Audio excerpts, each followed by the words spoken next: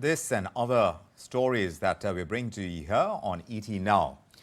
But meanwhile, this is what we are hearing from Narayana Murthy. He says that the youth of India should take the initiative to get the country to the top, and that can be done, he says, only by being productive.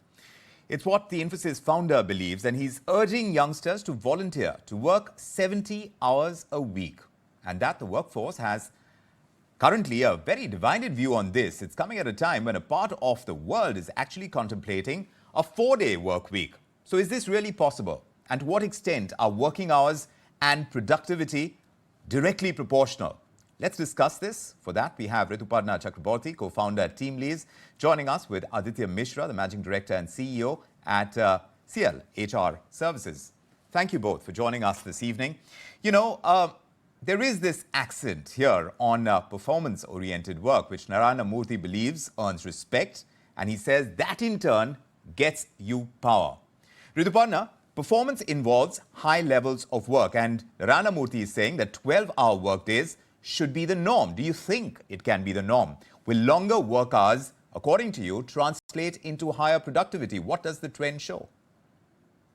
Hi, Vikram. Hi, Aditya. Good to be back on the show.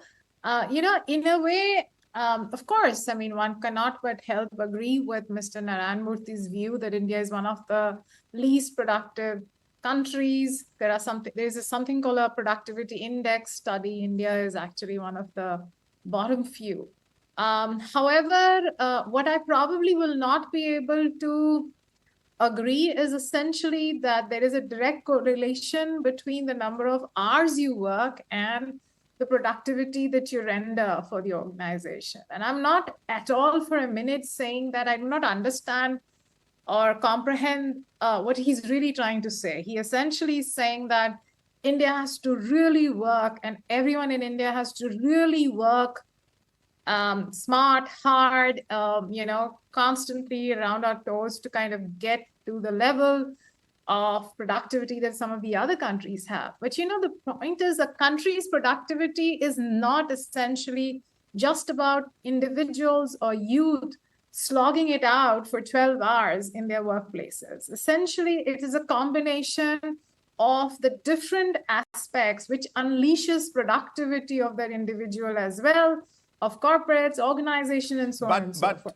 Rituparna, let me interject and ask you, because you said this is a country of low productivity. Why do you think that's the case? What's the root cause for low productivity in India? India is a country where only 4% of our youth have had access to any kind of formal training or skilling. So there is, of course, a direct correlation with that and the productivity levels of our youth.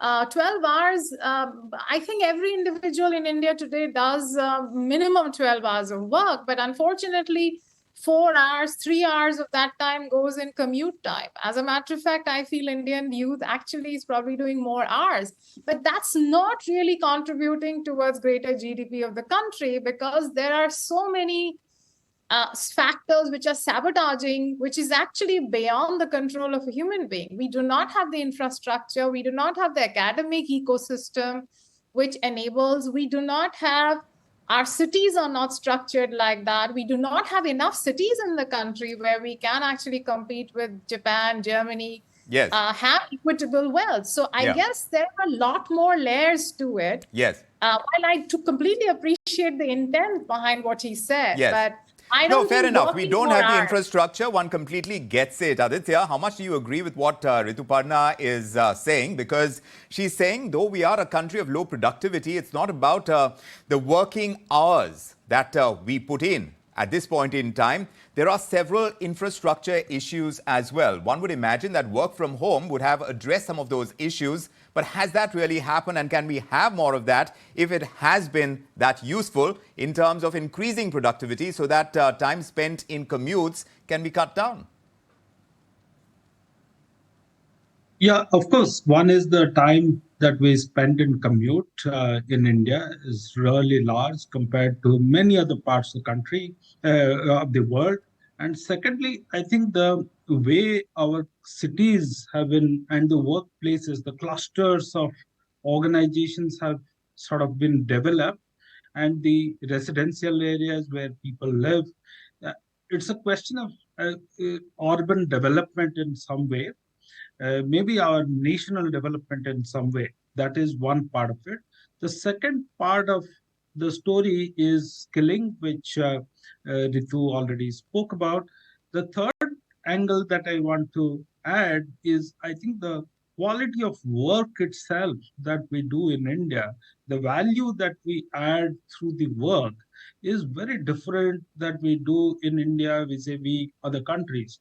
You see, in our country, a lot of people are in agriculture where the value creation to the national economy per person, GDP per person, and all of that is not really anywhere in comparison But to a white collar But Aditya, employee that aren't we he turning into a generates. more services-oriented economy? And if that is the case, isn't it going to help for more people to put in longer work hours?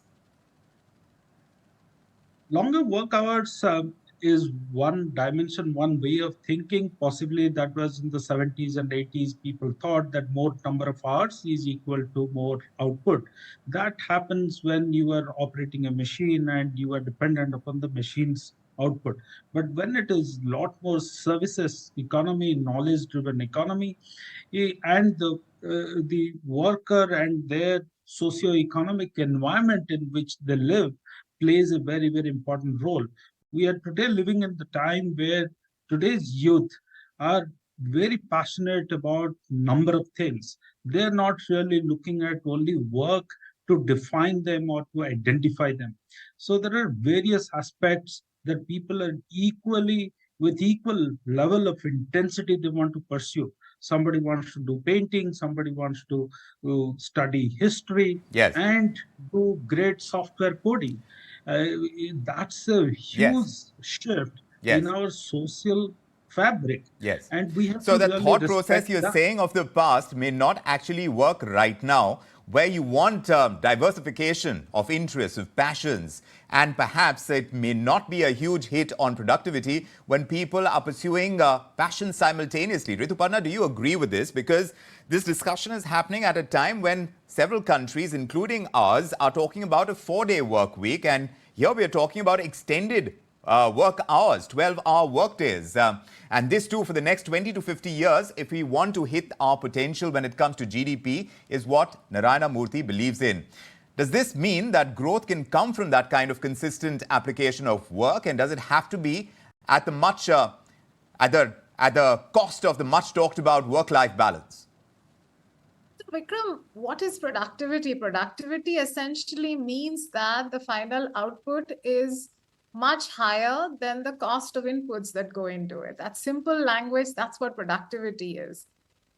In India, the large population that we're talking about, it's not you and me. The larger population, almost 88-90%, are informal worker, who actually can go on working for 17, 18 hours, but we know the kind of income or the wages that they're going to make, because that's essentially the kind of skills that they bring to the table. So even if, let's say, the formal sector, the 10-12% starts working 12 hours, India will still not become or cannot compete with the productivity levels of the other countries. It's statistically impossible.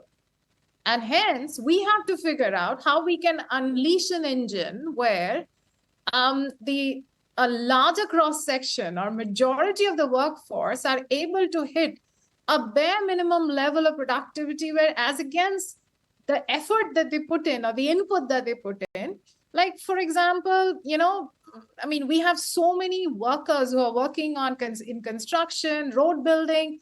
Do you really think that if you make a comparison between the time that they put in and the income, it's not comparable to any country in the world? And that's not for want of them not working or putting in the hours, right? They are working for 16 hours, 17 hours, sometimes on site. They do double shifts. But does that ensure that they're increasing the productivity of themselves or the country? I'm not too sure about it. Exactly So what I'm India's asking, problem because for this is to very work, complex. Yeah. Rituparna, for this to work, it needs to happen from both sides. जैसे कहते हैं that, ताली दो हाथ से बजती है. You need the corporates participating as well. You're talking about putting in longer work hours. Then what about the incentives that corporates bring to employees for 12-hour work days, if at all that is something that is possible, to be able to boost their morale, to attract higher contribution? Are corporates even willing to do that, or are we not in that situation where we have an oversupply when it comes to our labor? Aditya, what do you think? So I think the problem has to be seen in two different sections. One section is the 90% of the informal workers. They're making them work for 16 hours means that somebody else is not getting the job while this person is getting the job. So that's not a good idea. Then coming to the corporate sector, where the 10% formal employment is happening, there I do not think it is practical to really expect that people will put in 12 hours, 13 hours at work and add 2 or 3 or 4 hours of commute time. It is simply not possible.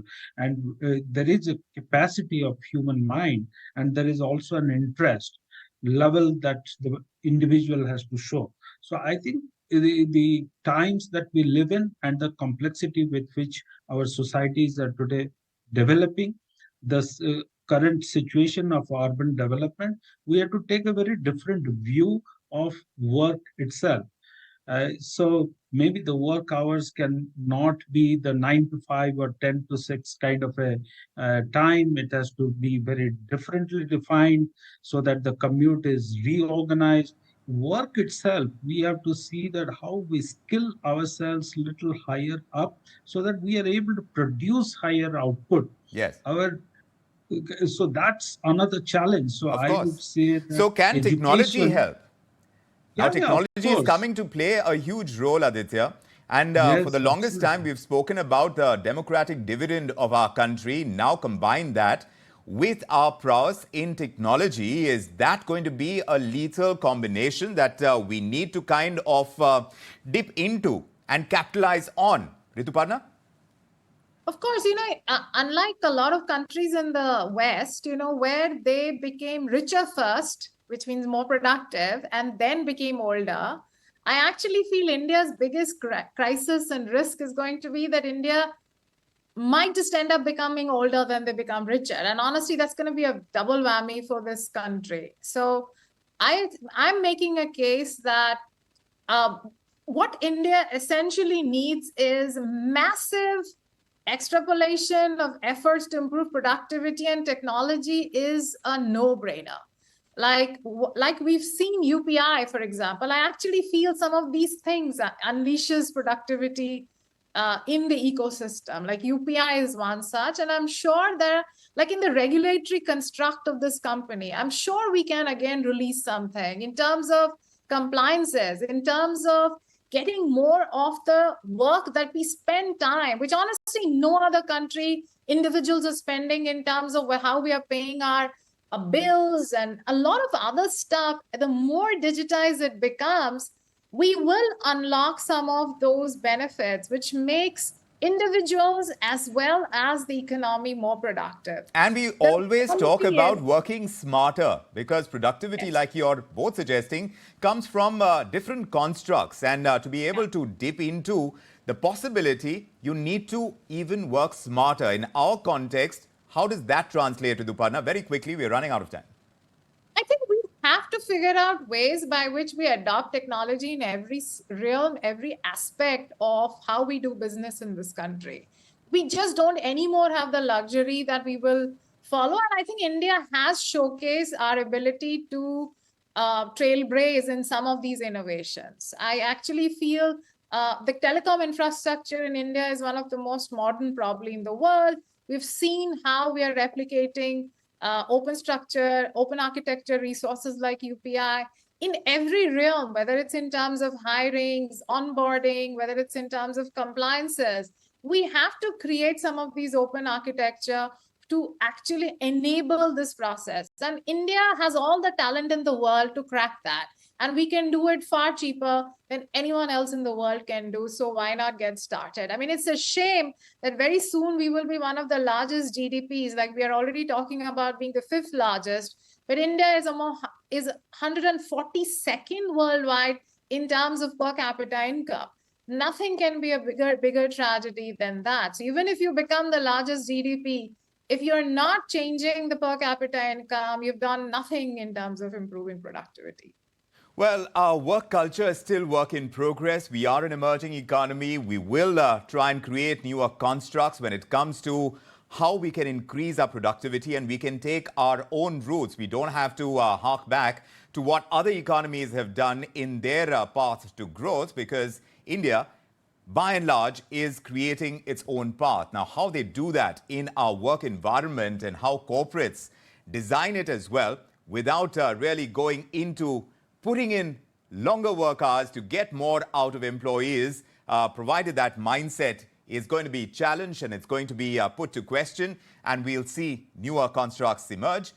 Thanks indeed for joining us with your perspective on this. Rituparna and Aditya, it's a pleasure having you on the show this evening.